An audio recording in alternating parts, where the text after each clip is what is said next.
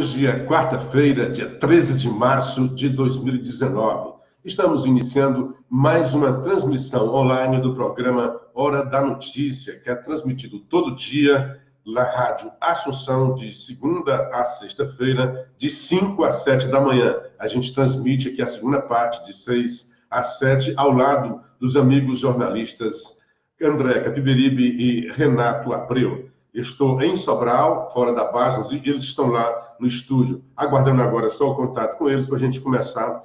E já agradecendo o Francisco Edivar, a Sandra Cabral, a Francisca Cunha, o Márcio Borges e o Olavo Souza por terem compartilhado o nosso vídeo.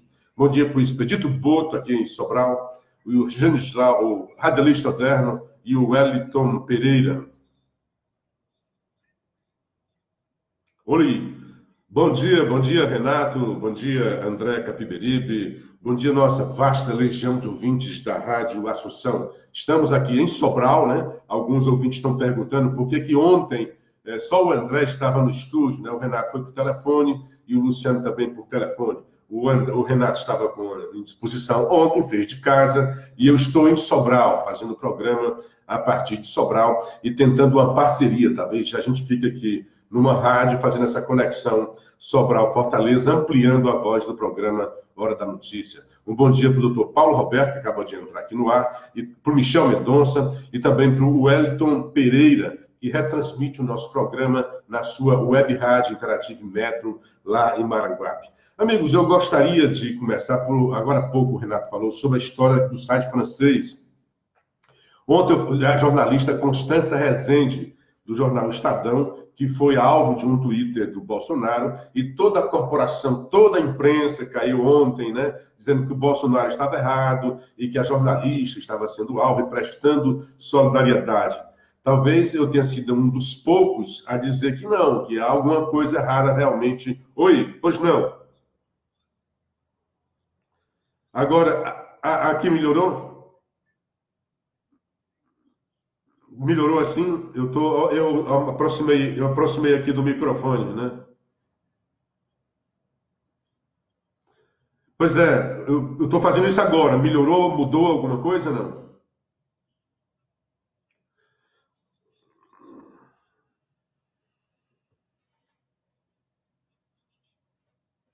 Então eu vou tentar falar direto do telefone. Eu estava aqui Melhorou alguma coisa? Não?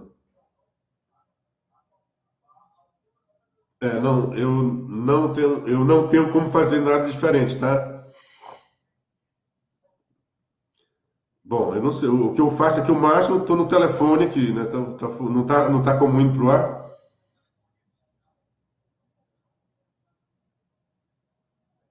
Nós estamos com problema aqui de telefone. Pois não,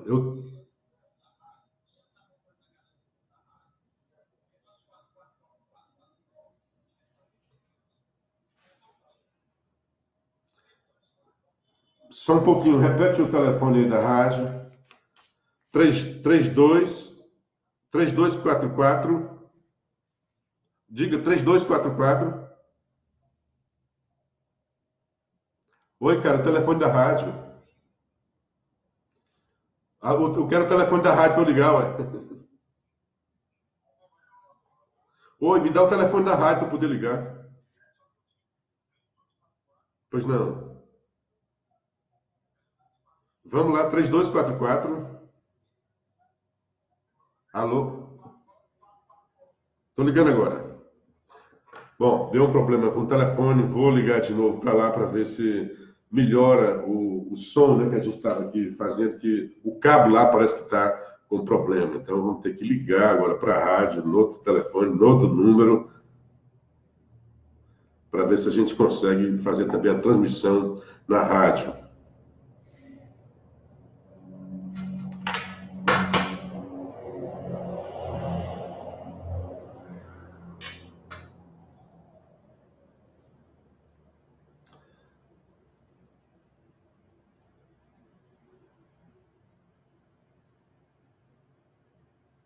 Complicado.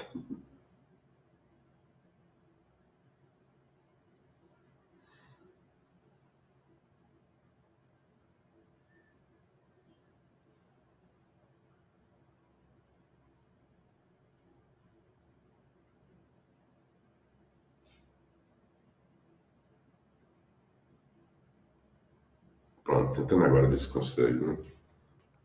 Última tentativa. Oi! Oi, será que a gente consegue agora? Vamos ver.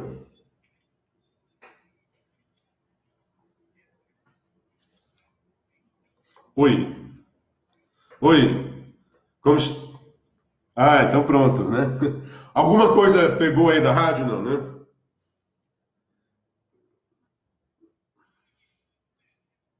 Pois é.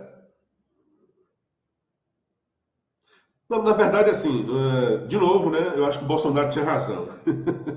Eu ontem talvez tenha sido uma das únicas vozes na imprensa que não foi tão corporativa. Não é exatamente aquilo que está visto pelo que está nos áudios, mas há uma frase da Jovem. Primeiro, assim, ontem eu fiz essa cobrança aqui do site, né, do Mediapart, porque que ele acha que a informação era falsa e ele mantinha. Eu disse, se eu fosse do dono do site, André, você se lembra disso, né? Eu não só tiraria a informação, já que ela era falsa, e chamaria a atenção do autor. Pois o Mediapart fez isso ontem, né? Até ontem pela manhã, isso à tarde, porque até ontem pela manhã, quando eu falei aqui, estava lá hospedado no site francês, no Mediapart, essa postagem do jornalista belga. O Mediapart tirou a postagem, avisou para o jornalista belga e fez aquela declaração para a imprensa brasileira, dizendo, né, uma coisa que me chamou a atenção, esse site é um site progressista, portanto, um site de esquerda. E disse isso, né? Nas redes sociais, aqui é o Mediapart dizendo, já manifestamos a nossa solidariedade com Constância Rezende e com todos os jornalistas brasileiros que corajosamente prosseguem o seu trabalho diante de uma presidência autoritária. Olha só a expressão que ele usa em relação a Bolsonaro. Uma presidência autoritária determinada a abafar e a desacreditar as informações que considera incômodos. Falsa, fake news, essa informação aqui do Mediapart. Onde é que a presidência brasileira é autoritária? Me diga um caso de autoritarismo, digamos, do Bolsonaro ou da presidência da República que possa ser considerada autoritário. Então, autoritário foi o site Mediapart, que sem as informações declarou que eram falsas aquilo que estava na postagem do jornalista belga e retirou do ar. Isso sim é autoritarismo. O próprio jornalista belga, hoje, depois do fato, ele veio a público e falou, o pessoal está tirando... Cadê? Onde é que ele está falando aqui? Meu blog, o jornalista Jawad Halib disse isso. Desafia a Mediapart e a imprensa brasileira. Meu blog não envolve a responsabilidade editorial e legal da Mediapart, que me oferece um espaço de informação, debates, trocas e discussões, respeitoso de liberdade de expressão. A Mediapart disse no Twitter que a informação publicada em seu site era falsa. Eu os convido a perguntar, a investigar, como costumam fazer, antes de fazer tal julgamento e questionar nossa investigação e nossa integridade. Ele está dizendo assim, vai investigar, não tem as informações. Como eles podem alegar que minhas informações ou fontes são falsas quando não tem informações? Eles têm o direito de expressar sua solidariedade para com a jornalista em questão, mas não questionar o meu profissionalismo e o da minha equipe. Não é porque esse artigo é, neste caso, favorável a Bolsonaro, que eles têm o direito de se levantar como defensor de um jornalista acusado. E ele diz mais, ele diz o que é que ele busca, né? Ele estuda várias, parte do meu trabalho, uma investigação documental em vários países, a homossexualidade e prostituição no Vietnã, as crianças de Madagascar, a presunção de apartheid na África do Sul, a primavera árabe no Marrocos, a exploração de documentários nas estufas espanholas, a luta dos plantadores de coca e Evo Morales na Bolívia, indústrias farmacêuticas. Aí diz no Brasil que ele estuda aqui. Comecei durante meses, jornalista, tenho uma equipe, eu comecei com a minha equipe, jornalistas, sociólogos e estudantes, uma pesquisa. O trabalho do cara é uma pesquisa, não é uma opinião dele, não. Ele está fazendo essa pesquisa sobre as seguintes questões.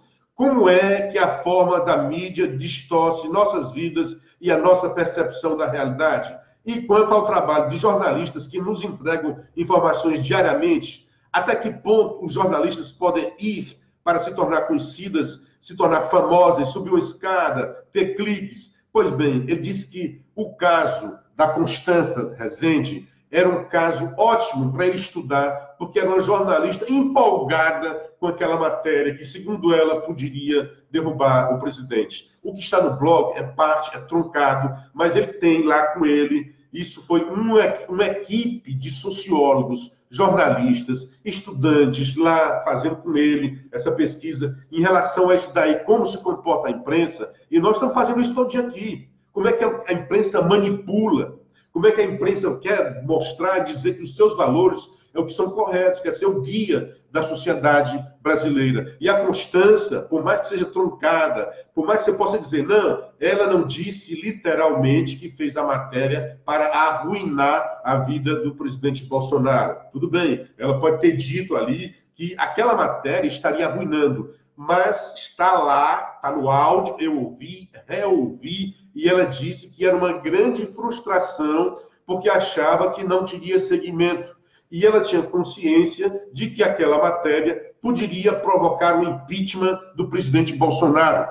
E eu repito o que eu disse ontem, é uma estupidez isso que ela está dizendo, porque o fato diz respeito a um filho seu há um ano antes, e o presidente só pode ser impeachado por atos provocados dentro do seu mandato. Então, ela diz claramente, para mim é uma grande frustração. It's a big frustration. Ela diz lá no seu inglês, devagarzinho, né, o inglês meio, né, só para responder o rapaz, mas está muito claro, big frustration, for me, a big frustration. Para mim, uma grande frustração, porque eu acho que essa matéria não vai ser levada adiante, e isso poderia provocar o impeachment do Bolsonaro. Não, jamais poderia provocar o impeachment, porque é um ato fora do mandato do presidente. O presidente não tinha nem ainda assumido a presidência quando essa matéria. E o jornalista, no seu estudo, fundamenta bem como é que ela teve essas informações. A mídia brasileira não foi atrás. Todos ontem lá, todos, o jornal Globo, o Povo, não, só terminando assim, ó, só terminando, Renato.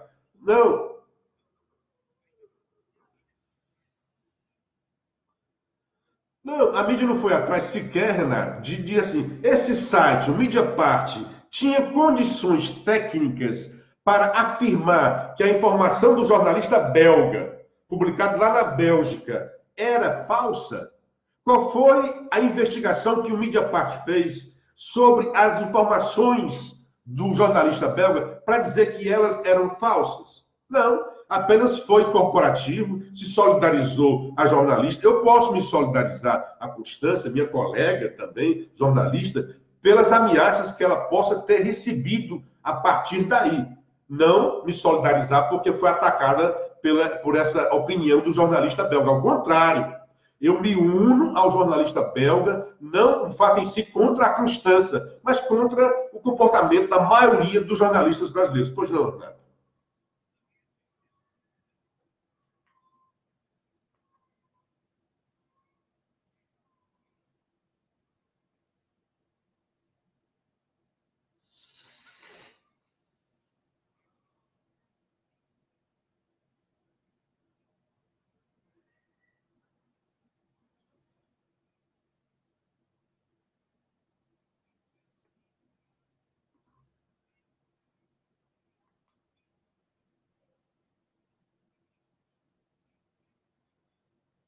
Isso sim seria o autoritarismo, né? Que a mídia parte levianamente está chamando o Bolsonaro de autoritário, né?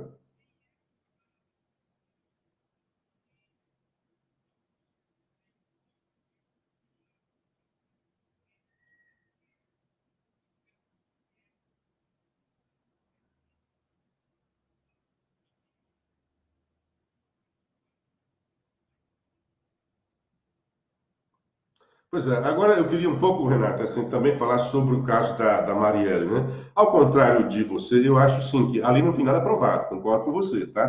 Tá longe, de provar que os caras são culpados daquilo dali. Mas o conjunto de circunstâncias é muito grande em relação a ele, daquilo que eles chamam do pré-crime, né? Daquilo que eles foram planejando.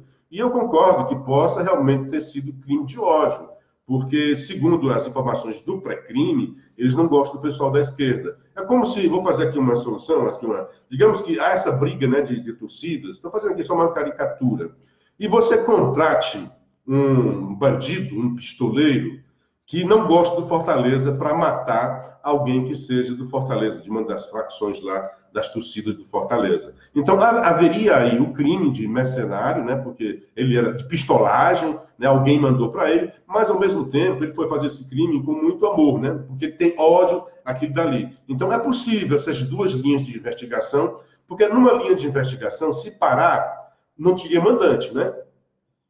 Não, pode ter as duas coisas.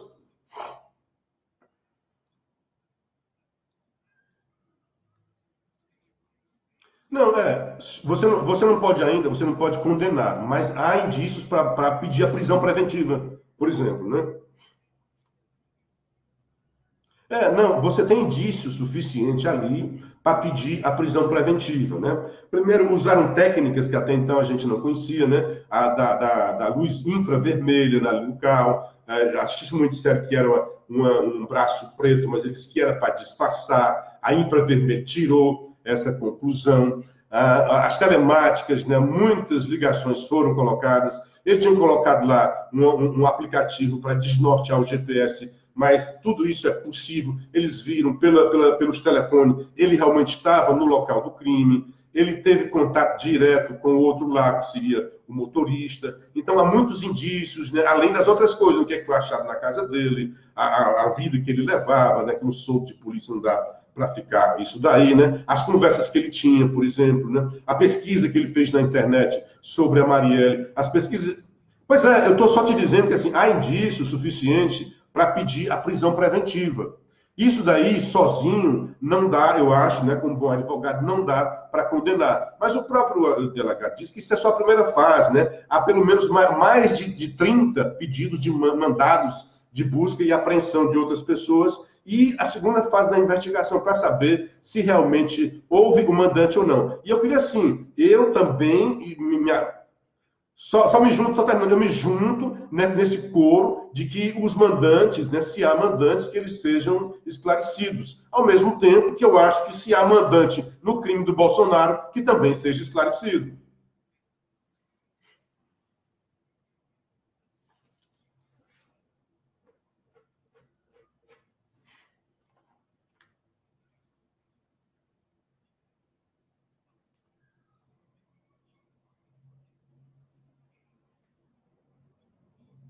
E se espalhou, né? Se espalhou já, né?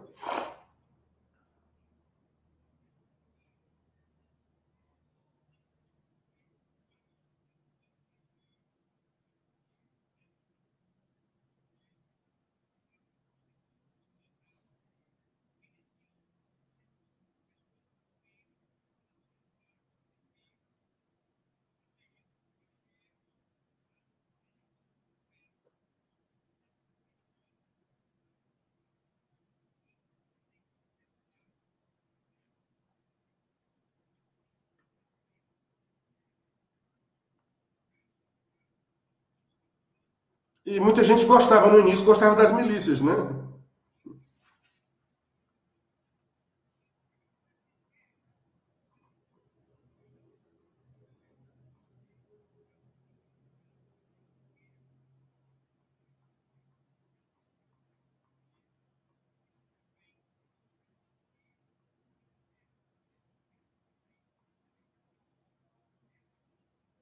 Bem colocado, bem colocado.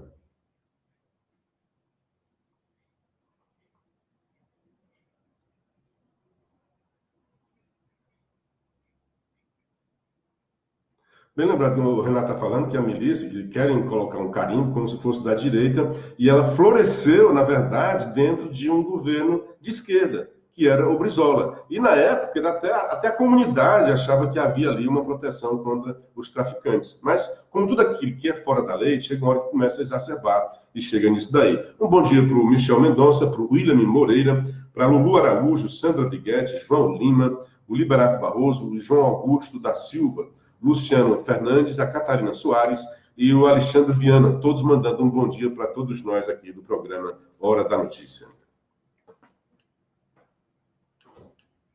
Pois é, hoje eu tive tanta coisa para fazer, que eu ficava pesquisando nesse mídia parte, né? Que eu queria saber assim, eu não me lembro, eu sei com certeza que esse 51% da aprovação do Bolsonaro é muito maior do que a votação que ele teve aqui em Fortaleza. E isso, numa pesquisa, eu queria o número, porque eu queria pegar e dizer, olha, quanto é que foi? Porque na pesquisa nacional, Bolsonaro tirou 55% dos votos, né? Foram quase 58 milhões de votos, o que daria 55% do eleitorado. E a pesquisa de aprovação do nome dele, da pessoa dele, é de 57, portanto, 2 pontos a mais. Foi nesta mesma pesquisa, eu me lembro aqui, que o Plínio fez um artigo para dizer que o castelo de cartas do Bolsonaro estaria ruindo, porque teria bem menos da votação dele. Uma clara mentira, uma desinformação, uma má-fé do jornalista. Então, esta agora...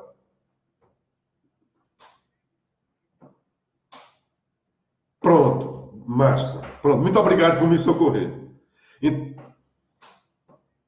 Pois é, então, Bolsonaro em Fortaleza, no Ceará, né, tirou 44, quase 45% na votação. Agora, no governo, ele tem 51%. Quer dizer, ele está tendo mais apoio do que na época das eleições. Então, rui por terra total essa narrativa estúpida de dizer que estaria ruindo o castelo de Bolsonaro, que ele estaria perdendo o capital político, né, com algumas questões. Então, todas essas coisas aí vira espuma, né? Os tweets do Bolsonaro, não sei o que, isso está acabando, espuma. É um grande desejo do jornalista, não vou mais nem citar o nome dele, o jornalista petista aqui do Ceará, com alto grau lá dentro do jornal Povo, né? Querendo que o governo Bolsonaro se esfacele, que a opinião pública já estaria contra o Bolsonaro. As pesquisas, né, aí na opinião, né, as pesquisas estão dizendo exatamente o contrário. Vou repetir, era 44% foi o percentual de votos do Bolsonaro aqui no Ceará. A aprovação dele hoje, 51%. Um crescimento bastante... Estou fechando os números, né? É um crescimento bastante razoável. Então, não está afetando a governabilidade ou a figura do Bolsonaro. Ele continua incólume no seu eleitorado.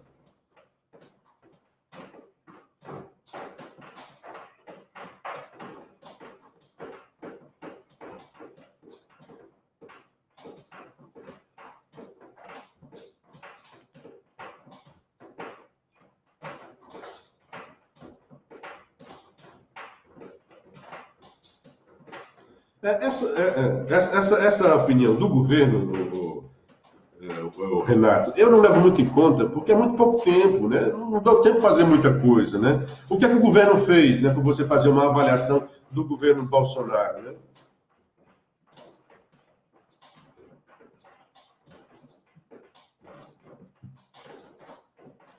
Mas o Camilo está no segundo mandato, né? Segundo mandato, é diferente. O Bolsonaro chegou agora, né?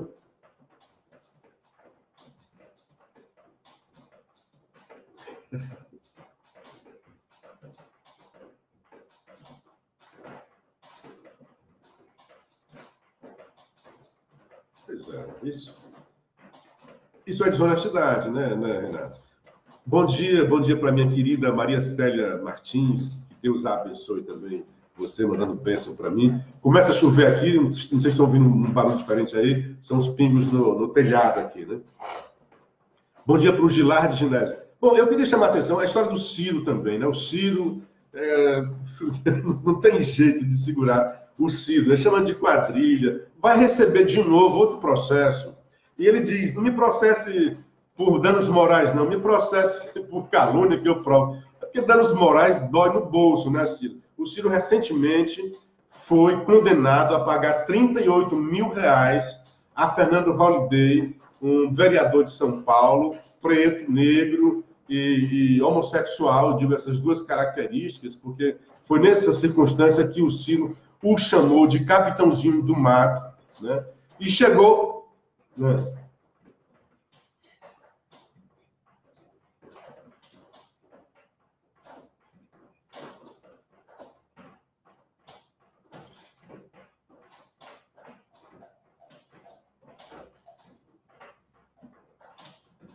Mas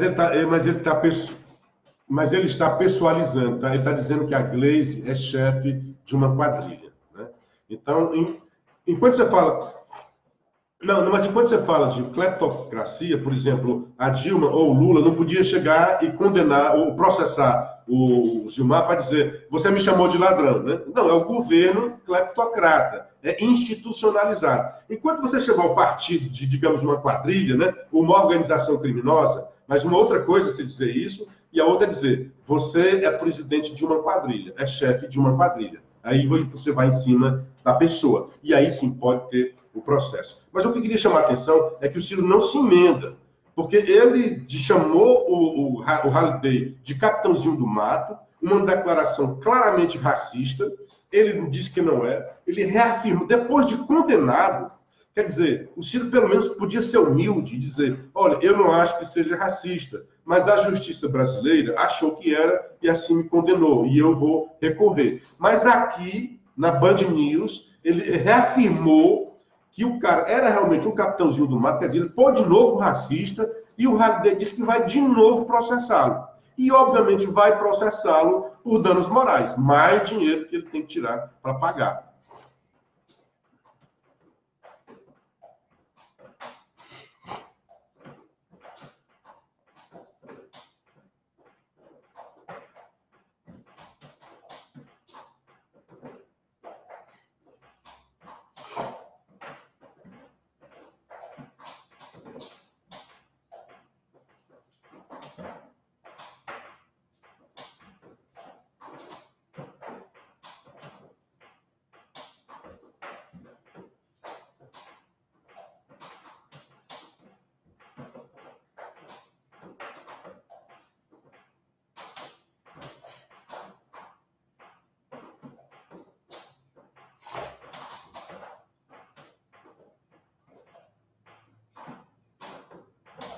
Diferente.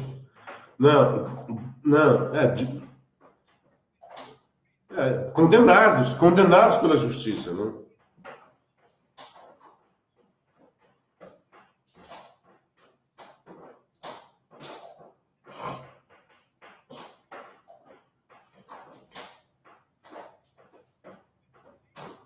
Atacar a democracia é ficar dizendo Lula livre, né? Lula livre é atacar a democracia. Porque a instituição, nós temos que falar de instituições, a instituição justiça brasileira o condenou. Então você ficar Lula livre, isso sim é antidemocrático, né? É como se você tentasse fazer, é como se você pedisse a prisão de um inocente. Pedir a soltura de um condenado é o mesmo que pedir a prisão de um inocente, né? Está no mesmo grau. Bom,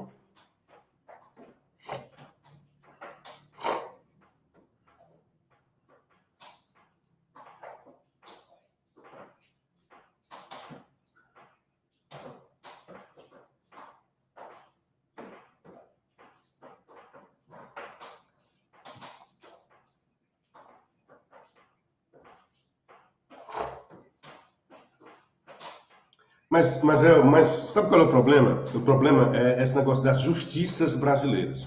Então nós temos uma justiça do trabalho. Para quê? Nós temos uma justiça eleitoral. Para quê? O que eles querem dizer é o seguinte, que os crimes de corrupção cometidos durante o período eleitoral deveriam ser acompanhados pela justiça eleitoral. Mas o que eu acho que o errado é existir a justiça eleitoral, é existir a justiça do trabalho. Devia ser uma só justiça. Porque os crimes, o crime de corrupção é corrupção. Seja ele lá numa área, seja ele na outra área. Aí, não, mas é porque a justiça eleitoral, o problema grande é que a justiça eleitoral, geralmente os seus crimes prescrevem. A justiça eleitoral tem um prazo ínfimo de você abrir contra o cara, Aí, a prescrição. Então, talvez seja a área da justiça que haja mais prescrição. Eu não tenho essa estatística, né, mas aqui é uma intuição. Onde haja o maior número de prescrição de crimes, seja na justiça eleitoral. Então, eu concordo com você. É possível que os advogados, né, e os réus estejam apostando que o STF decida que os crimes de Caixa 2, por exemplo, o que são os crimes de Caixa 2? Geralmente aqueles que são cometidos durante a campanha eleitoral. Mas o que nós vimos agora com a Lava Jato é que essa corrupção durante o período eleitoral vai muito além do Caixa 2, né? Vai muito além. Então, eu acho que tinha que acabar com a justiça eleitoral, deixar tudo lá na justiça comum. Pois não, né?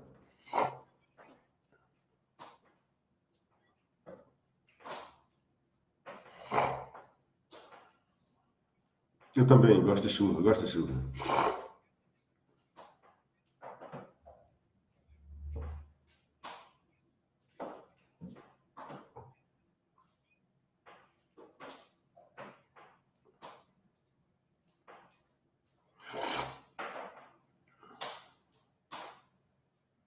Então, a tendência é ficar na eleitoral, né?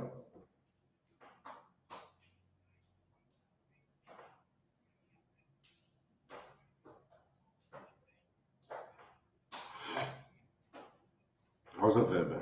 E o Celso? É, certamente. Bom, eu acho, né, que a intuição, que a tendência é ficar no eleitoral. É ficar no eleitoral. Lamentavelmente, né? Lamentavelmente. Eu acho que não deveria ter essa justiça eleitoral, né?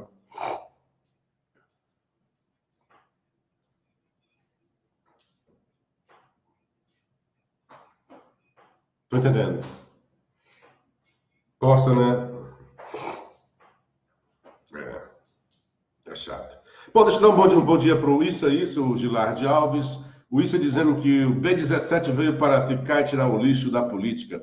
Bom dia para Sandrinha Valéria, bom dia, meninos. Chega de mídia para o Ciro nos poupem, please. O Auriclésio Macedo e o Salles Neto mandando um bom dia para todos nós. Boa notícia que vocês deram aí, a chamada do Jornal Povo, que cai para 5% a evasão escolar no ensino médio do Ceará. Esse é recorde do Ceará e é recorde no Brasil também. Então, o Ceará está nos melhores índices de aprovação e também de evasão escolar. E outra notícia boa aqui de Sobral, né? From Sobral, uma operação ontem prendeu 11 pessoas ligado ao tráfico de drogas aqui na operação da polícia. Ontem eu vi movimentação de helicóptero, andando nas ruas eu vi o raio abordando pessoas. Resultado, 11 pessoas presos aqui ontem na operação em Sobral. Outra coisa que eu tinha falado assim, sobre aquele fundo que os procuradores lá da Lava Jato queriam criar para ele, né? Aquilo é um absurdo, eu já tinha falado isso daqui, porque cria um governo à parte, né? Hoje você tem toda uma justificativa para fazer um orçamento, esse orçamento passa pelo Congresso, tem o aval do Congresso, é legitimado pelo Congresso e só então ele será executado. Aí, de repente, os procuradores, né, iluminados lá de Curitiba resolvem que, olha, esse dinheiro da Petrobras... Rapaz, isso parece um caso. Você tem o seu carro roubado, aí a polícia pega de volta esse seu carro e tira para ele o estepe, tira para ele o som do seu carro, tira para ele alguns acessórios, te entrega o carro seco. Ora, esse dinheiro que foi resgatado era dinheiro nosso. E nesse caso específico, da Petrobras. Então, a própria PGR fez um documento duro contra isso daí, dizendo que não tem sentido, o STF certamente não vai deixar realmente, e a própria Procuradoria voltou atrás, e dizendo assim, não, será que as autoridades americanas não vão ver isso? Olha, lá nos Estados Unidos, o dinheiro vai para o Tesouro. Então, eu acho que as autoridades americanas iriam achar estranho ir para um órgão, criar uma fundação para ter esse dinheiro. Como criar uma fundação? Não tem o Tesouro Nacional, não, lá no Brasil. Eu acho que essa é que seria a estranheza dos americanos em relação a essa história daí. Você tinha alguma coisa para falar sobre isso, André?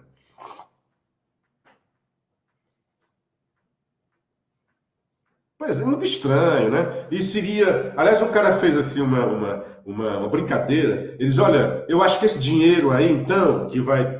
Segundo lá os procuradores, teria um percentual destinado. Tantos por cento ia para a educação e tal. E o cara disse assim: então eu acho que deve ser 10% para a educação, 10% para a segurança, 10% para a saúde e 60% para a Previdência. Ele quis dizer, se você não concorda com isso, você concorda com a reforma da Previdência, porque é mais ou menos esses números que hoje o Brasil trabalha. Hoje, o Estadão, assim, Zezinho Albuquerque, você está em Sobral? Estou em Sobral, sim. E o Salles Neto mandando também um bom dia para nós. Outra bobajada que estavam dizendo ontem é que o Bolsonaro, né, também já falei sobre isso, que o Bolsonaro está indo contra o seu discurso. Ontem estava o editor do Jornal Povo, editor de política do Jornal Povo, Walter Jorge, dizendo isso, né, que o Bolsonaro iria agora enfrentar a realidade, ia acabar com o seu discurso, porque ia fazer o troca-troca na política, e o que seguia essas emendas parlamentares. Essas emendas que o Bolsonaro vai pagar agora, de 1 bilhão, são emendas ainda de 2014. De 2014 para cá, essas emendas foram aprovadas e, por um motivo ou outro, certamente por contingenciamentos, né? Porque você tem emenda e hoje a emenda é impositiva. Antigamente, sim, tinha essa barganha. Durante a observação, a avaliação do orçamento, os deputados colocavam lá emendas, né, para levar para suas bases eleitorais, e o presidente de plantão usava a concessão dessas emendas como barganha política, como moeda de troca. Desde o governo Dilma, existe agora o orçamento impositivo. Qualquer emenda apresentada, seja individual ou de bancada, ela é impositiva. Isto é, o presidente de plantão, seja Bolsonaro, Lula ou o próximo que vier aí, Michel Temer, tem que executá-la, a não ser que durante o governo haja o contingenciamento. Aí o contingenciamento é no orçamento. Aí as emendas também são contingenciadas. Então, muitas dessas emendas contingenciadas que estão em estoque serão agora em torno de 1 bilhão de reais. Ao todo, dá 3 bilhões. Mas apenas 1 bilhão de emendas é que estariam prontas tecnicamente para ser aprovada.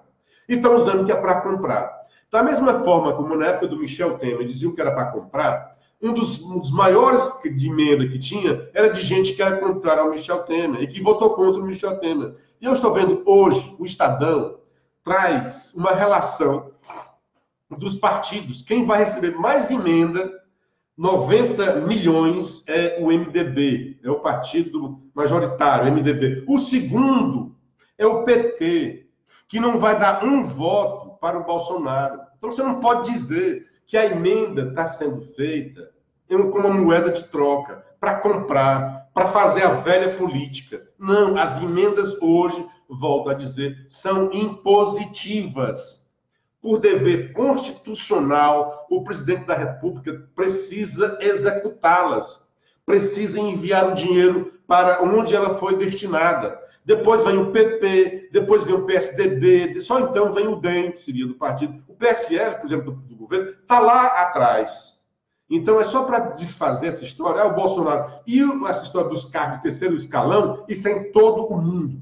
Mas veja o Ministério do Bolsonaro, quem está ali de troca-troca, né?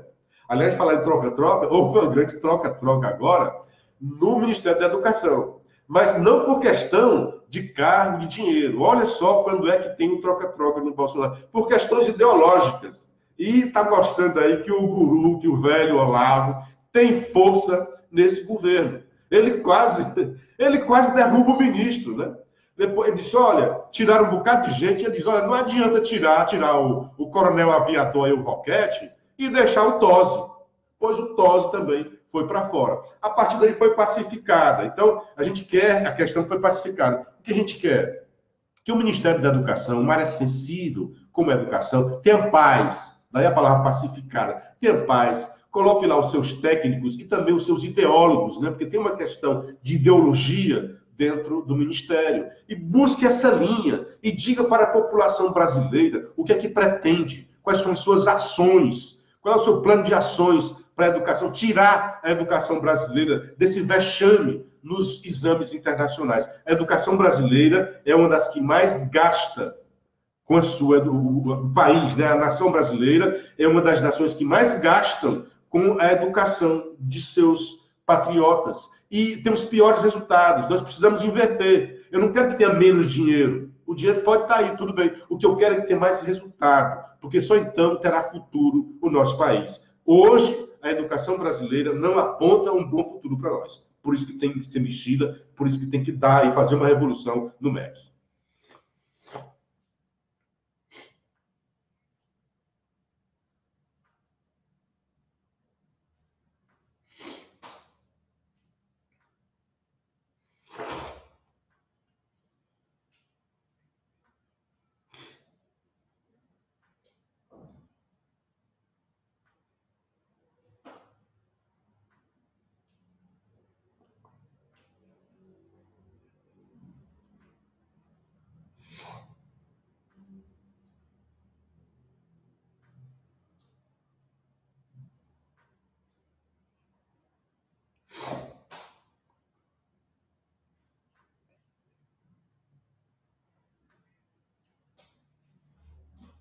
Vai flanar lá na Venezuela, né? Lá na Colômbia, né? E você viu também, hoje a manchete aí no Estadão, na página, que o Maduro mandou prender um jornalista, dizendo que esse jornalista era o responsável pelo apagão. Olha que viagem, cara, né? Esse jornalista aí usou a internet para provocar o apagão. É muito frágil, né, esse sistema elétrico da internet, que permite que um jornalista entre na rede da internet, rede de computadores, e derrube, e durante 5 dias não consiga botar de volta a eletricidade naquele país. Não tem mais como se segurar. Um jornalista seria o responsável pelo apagão, manda prender o jornalista. Né? Ditadura completa.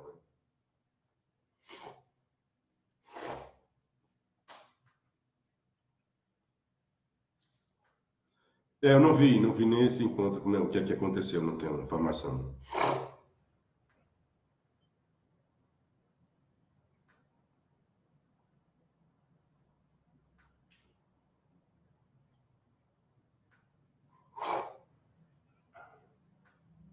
Ué,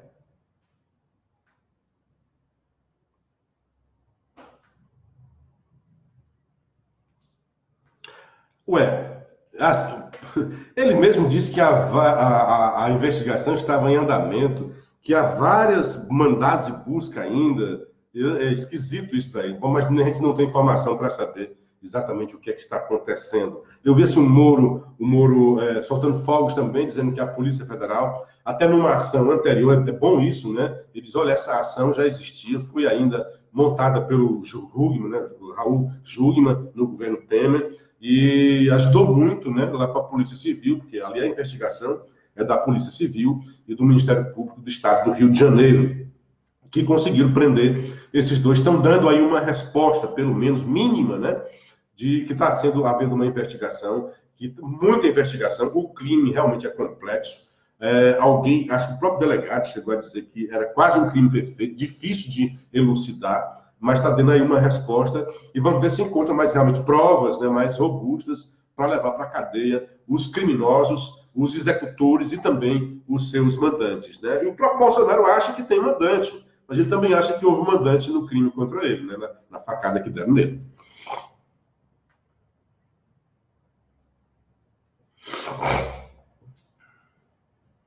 Chovendo também por aqui, né? Assim, no dia que eu cheguei estava chovendo bastante, agora há pouco teve um barulho que já passou um pouco da chuva, né?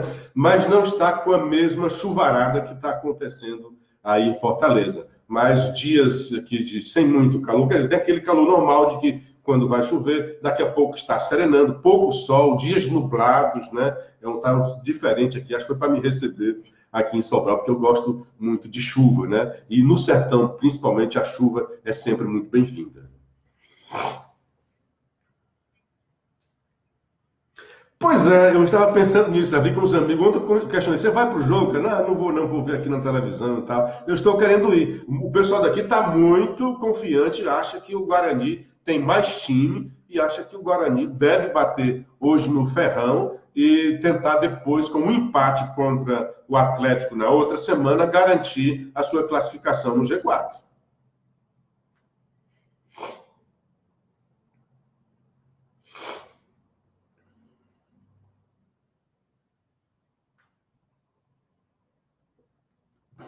Friozinho gostoso, né? Porque com essa chuva vai mais frio lá, né? No mesmo nível, né? Ainda eu não vi, né, por aí nada que tenha aumentado. Eu vi um taxista dizendo que aumentou um pouco aqui, né? Mas como eu não estava antes, né? Mas das outras vezes que eu vim aqui, é como se o leito tivesse o mesmo, né? O taxista, né, o cara do Uber, que disse: olha, aumentou um pouco já o Rio. Eu digo: ah, maravilha, que bom. Gaúcho, minha salvação, né? É em Sobral uma chuva dessas, né? Esse é o Tibério Amorim. Tibério, né? Você tem muito sucesso aqui falando da Previdência. Tem que voltar mais aqui, que é um assunto que vai render muito mais, né? Grande abraço, André. Grande abraço, Renato, nossos amigos aí do som. Enfim, deu certo, né? Amanhã, se for o caso, eu ligo de novo pro fixo, né? Um grande abraço, um dia bastante proveitoso. E amanhã a gente está aqui de volta com a graça de Deus.